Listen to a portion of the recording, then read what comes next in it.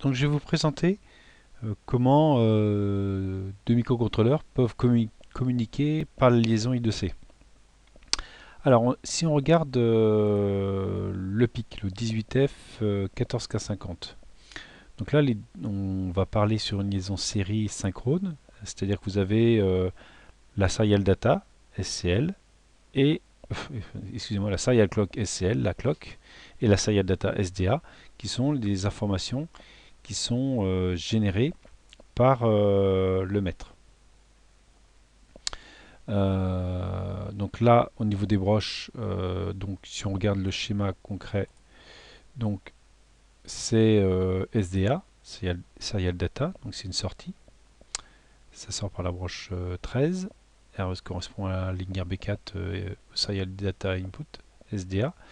Et SCL, c'est la Serial Clock, donc c'est une liaison série synchrone.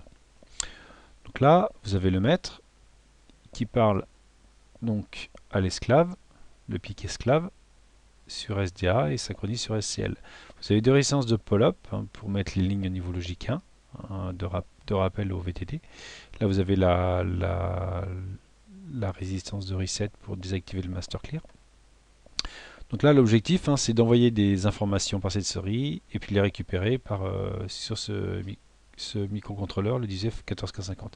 Donc nous, sur notre matrice à LED, je rappelle ici la matrice à LED, donc elle est composée d'un 18F 14K50, c'est-à-dire qu'une matrice LED peut piloter les autres. Voilà, donc c'est pour ça qu'on prend en fin de compte deux pics. 18F 14K50. Là, vous avez un afficheur qui est relié sur un afficheur LCD sur le port C. Voilà. Et puis là, qu'est-ce qu'on va faire? Le maître va envoyer des lettres de l'alphabet, et puis on les affiche ici pour voir si on les reçoit bien. Donc le programme, je rappelle qu'on le met ici. Donc là, c'est... alors on va commencer par le plus simple. C'est d'abord celui-là. Alors c'est le même schéma, mais simplement le programme est différent.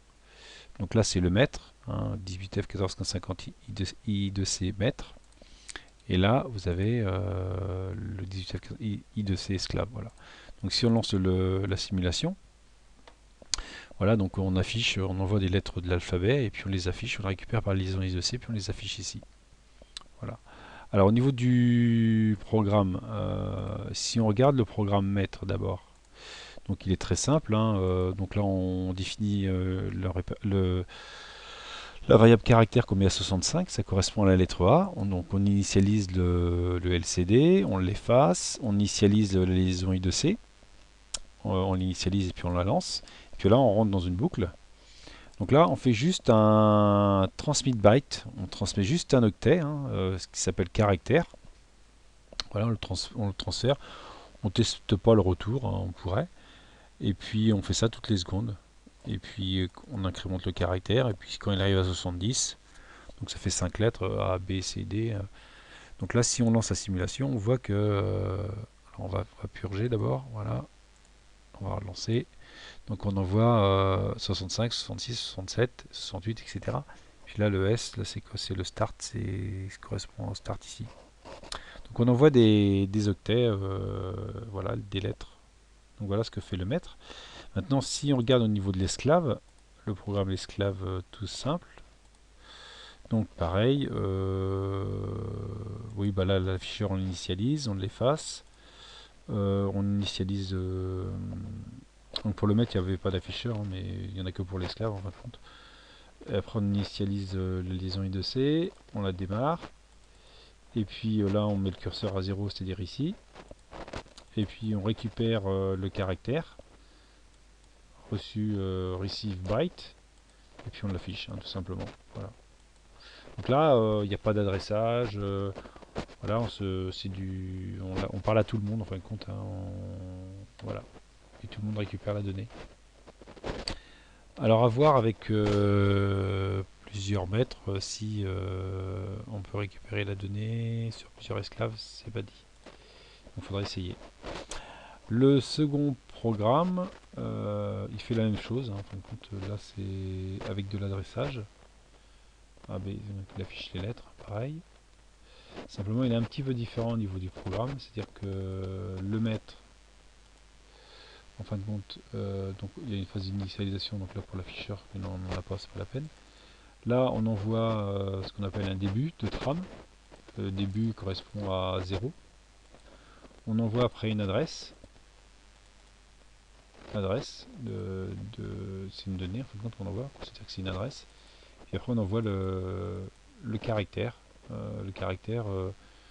A, B, C, D, etc. Et puis, donc si on purge le buffer, vous allez voir en simulation, on va purger, voilà, hop, on est reparti, donc on envoie donc, vous voyez, 6601.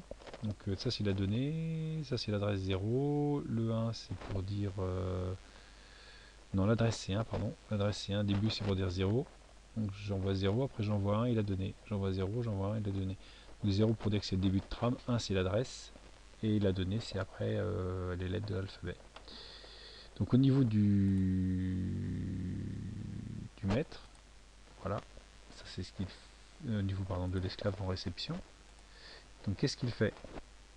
Ça c'est le maître, pardon. Donc, au niveau de l'esclave en réception, voilà ce qu'il fait. Donc on initialise caractère si on a besoin, l'afficheur LCD, le liaison I2C, on met return, l'information de return à 0, l'adresse c'est l'adresse de notre carte, C1, et puis rien, c'est une variable que j'ai pris si j'avais besoin. Donc qu'est-ce que je fais? Donc là je récupère la première donnée, et puis ma donnée, c'est pour la synchro, en fin de compte, si elle est 0, eh bien je rentre dans la boucle, je vais récupérer l'adresse. Donc dans la deuxième lecture, je vais récupérer l'adresse qui est dans la variable donnée. Si ma donnée égale mon adresse définie ici, je rentre dans la boucle ici. Et là, je récupère mon caractère. Voilà. Donc c'est-à-dire que si mon adresse... voilà, je peux essayer. Par exemple, si je mets l'adresse 2. Voilà. Donc le programme, là, à l'heure actuelle, quand on l'exécute, voilà, c'est celui-ci, I2C adressage. Donc quand on l'exécute, on a les lettres de l'alphabet, parce que là c'est l'adresse 1 et là c'est l'adresse 1 de réception, donc lui il envoie 1 et lui il voit bien 1. Maintenant si on change l'adresse dans le flow code, l'adresse donc dans l'esclave, donc là c'est l'adresse 2 maintenant, on va recompiler, normalement on ne devrait rien avoir, parce qu'il ne va pas voir lui, comme le maître envoie l'adresse 1 et que lui c'est de l'adresse 2, il ne va rien faire. Normalement. Voilà, c'est fini. Donc on lance le programme, donc c'est adressage complet. Voilà. Donc là on ne devrait rien avoir d'affiché. Voilà, on n'affiche rien. Parce qu'il ne voit pas l'adresse. Lui il envoie l'adresse 1 et lui c'est l'adresse 2. Voilà, donc voilà on peut faire de l'I2C en simple, hein, tout simplement. Et bien voilà ce que je voulais vous présenter. Au niveau de la programmation pour le protocole I2C. Autre chose, on peut regarder, donc là c'est l'I2C, et puis on a un petit document là aussi, hein, la définition des signaux, donc serial data, hein, SDA, on envoie la donnée, et synchronisé par la clock. Voilà. Puis un start, puis un acknowledge entre l'émetteur et le récepteur. Au niveau des bits de configuration sous flowcode, faites bien attention ici dans la configuration de mettre les bons paramètres.